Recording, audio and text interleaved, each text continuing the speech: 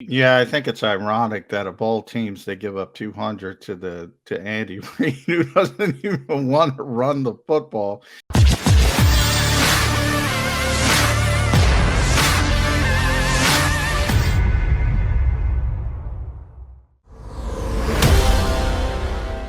Call it Misery Monday after last night's or yesterday afternoon's kind of disastrous results, at least defensively, for the Philadelphia Eagles as they get pummeled down at the link by the Kansas City Chiefs. Here to talk about it for the next 2 hours are your Mac and Mac Birds 365 guys, Jody McDonald, along with my partner, John McMullen.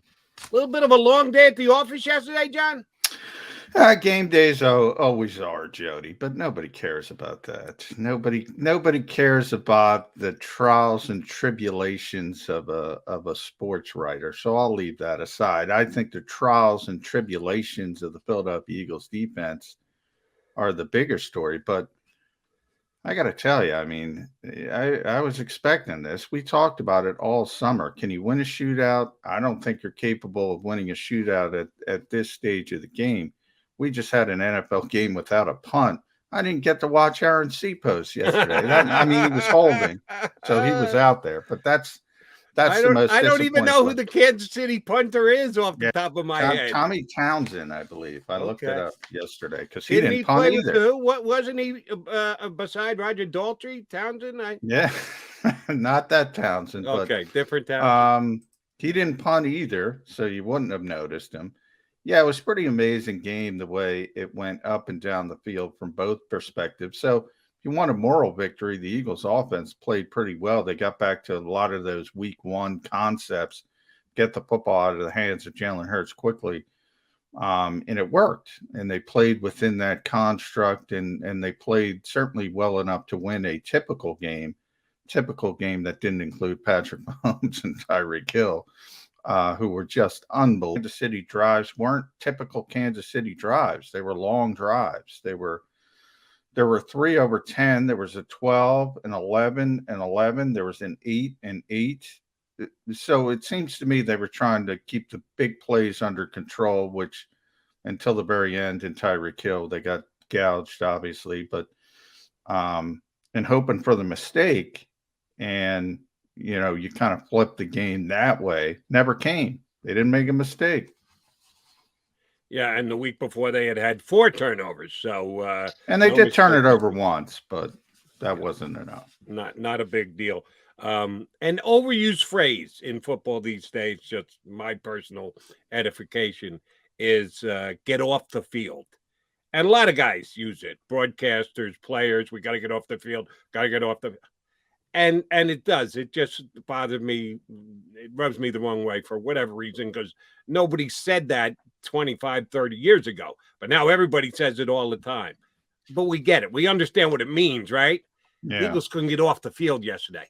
9 of 10 on third down Yeah. conversion. You Yeah. got to be able to stop them on third down every once in a while. So you get off the field, you get some rest, you get your offense out there, you get the time of possession a little bit closer to 50-50. The Eagles defense was hideously bad in their ability to get off the field yesterday. Yeah, and I agree. And yeah, might not like the phrasing, but it is true. It's interesting. I was thinking about arena football. I don't know if you've ever seen an arena football game, Jody, but when they had that, it was a big deal. Like if you had one stop, it could flip the whole game. Right. And I'm not saying the NFL has become that, but when you play great offenses who are performing at a high level, it has almost become that. It's about getting off the field. It's about one stop here, one key stop there, because it's impossible to stop these high octane offenses. Now, look, I don't like it. A lot of people like it. We talk about the shift in the NFL. I mean, I think I talk about it all the time. The defenses are up against it. That's one of the surprises about the illegal downfield stuff. There's so many penalties on these RPOs that the defense is screwed because these offensive linemen are already downfield blocking. They've made it a point of emphasis to call that. The Eagles have been called Yeah, They they got keep hitting killed the by it Eagles, right? a number of times because they're so hard RPO heavy. It's interesting. If this were last year or 2 years ago, they probably look great because they wouldn't be calling these penalties. So they've kind of gotten caught up in that sort of mix.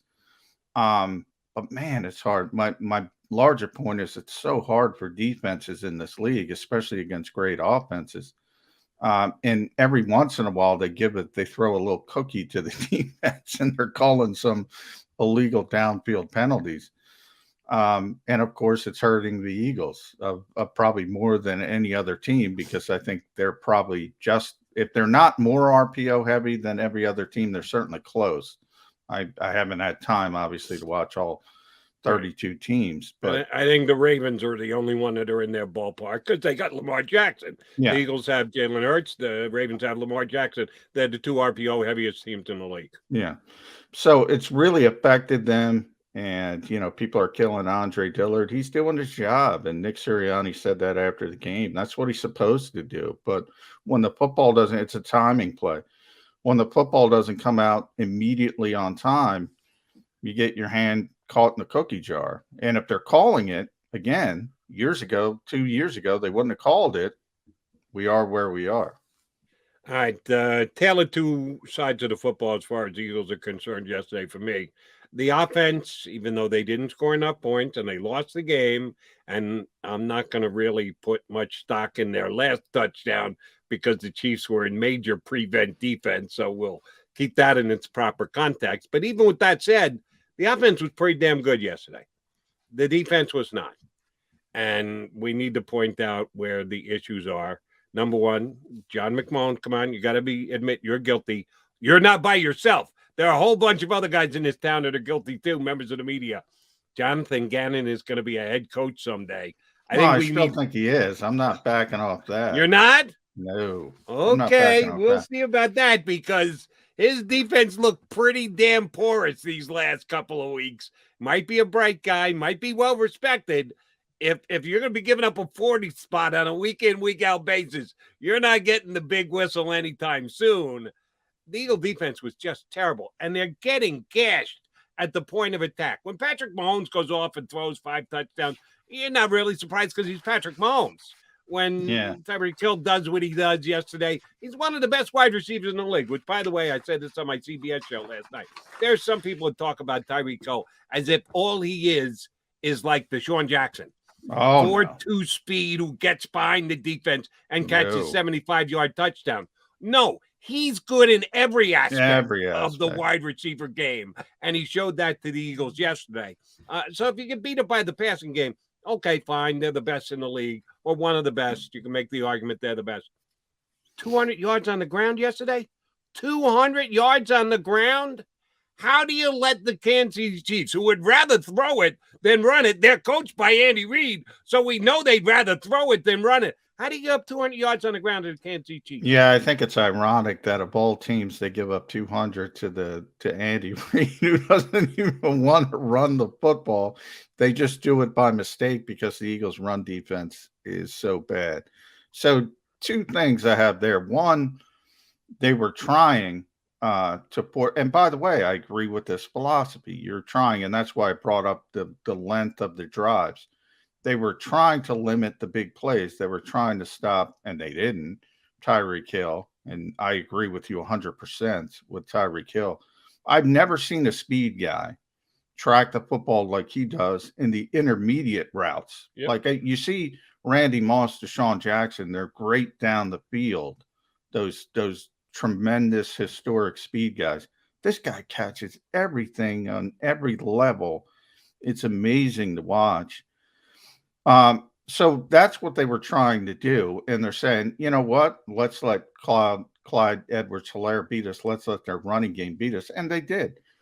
Now, from a personnel perspective, the linebackers stink.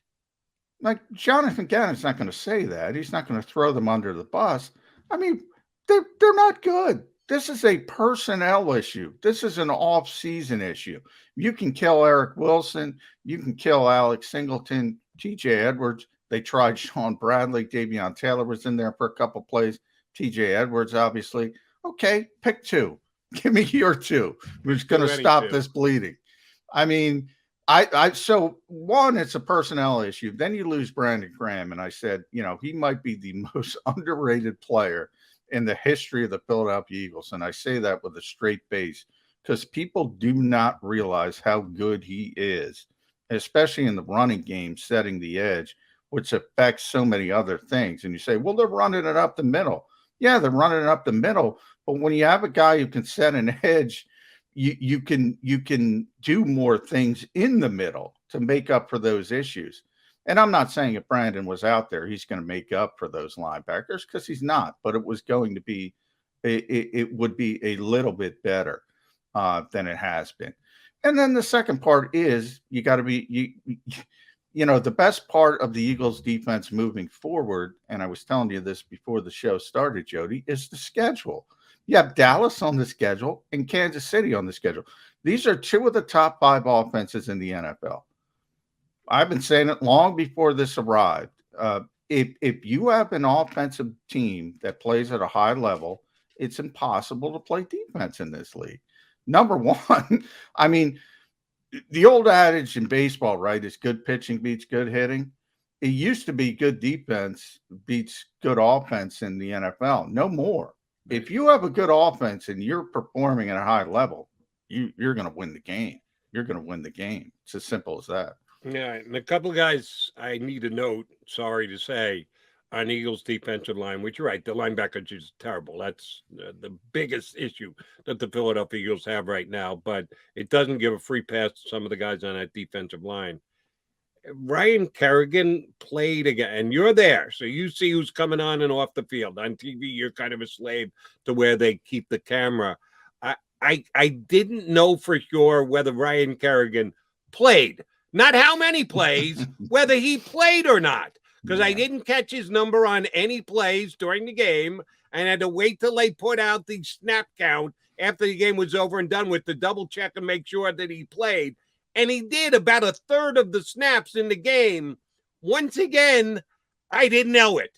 And guilty as charged. I thought it was a really good signing, under the radar signing. Use whatever phrase to describe it you want.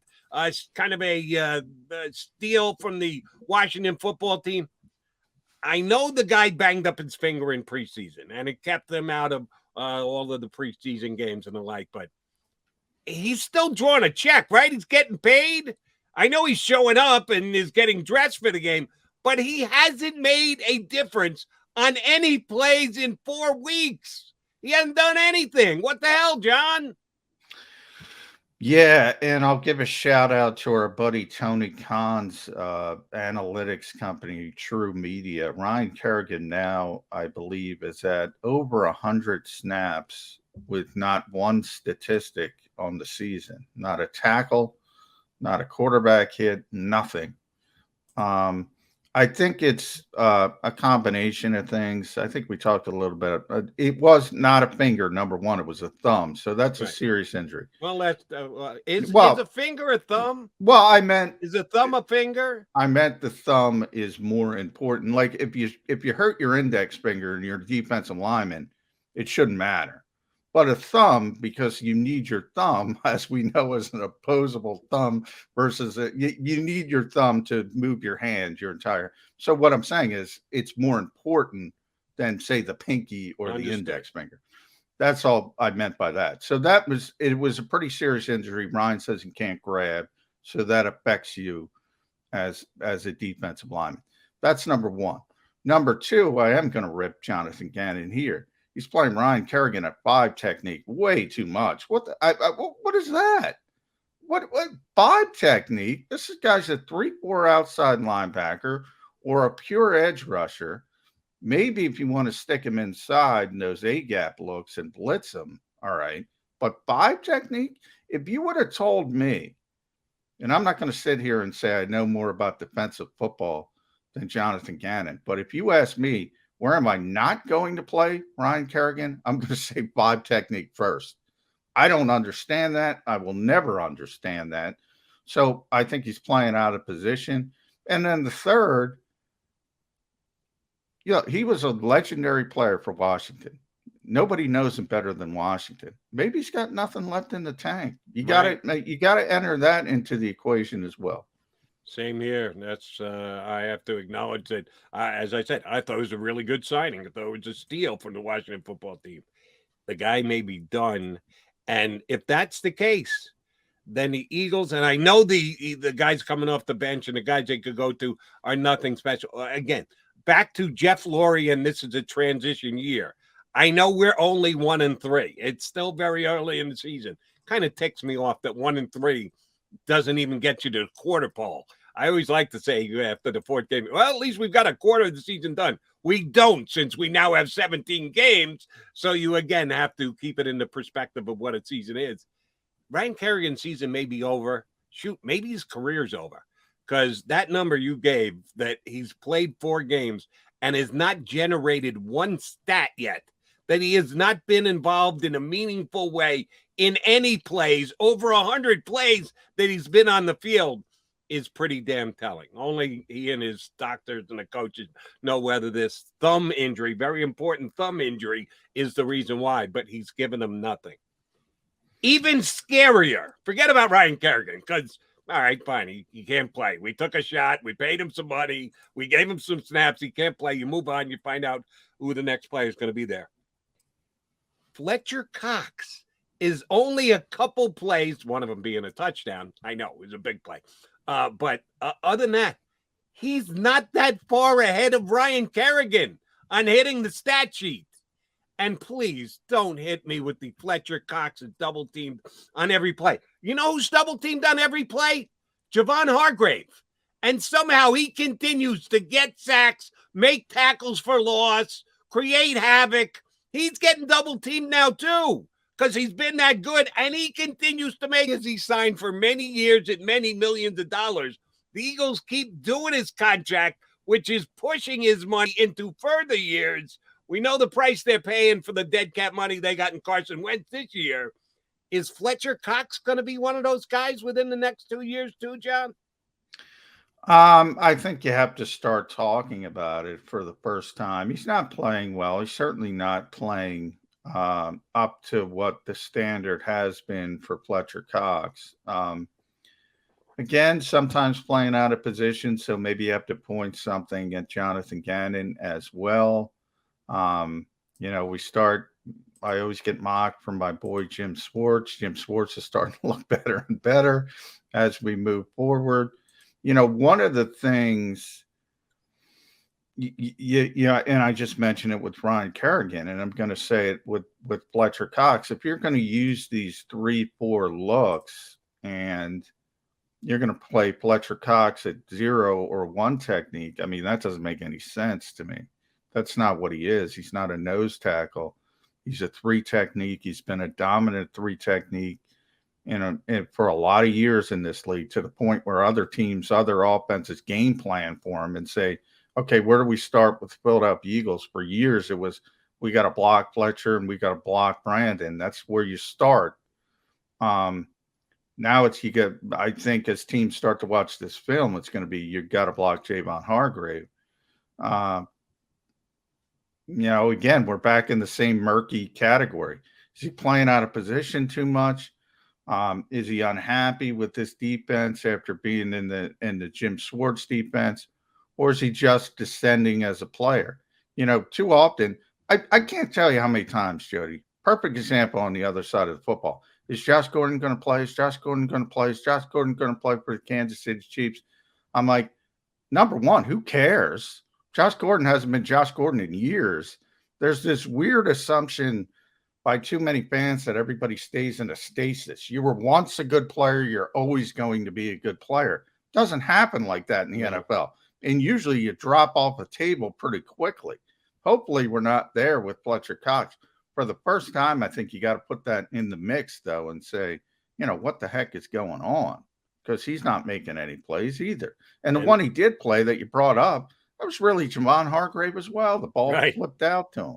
The ball just happened to flip up in the air, and he was good enough to grab it and then get on the ground and swim. They just, Fletcher, try and stay on your feet there, big guy. And your point about them playing 3-4 defenses, why would you do that if you're the Philadelphia Eagles?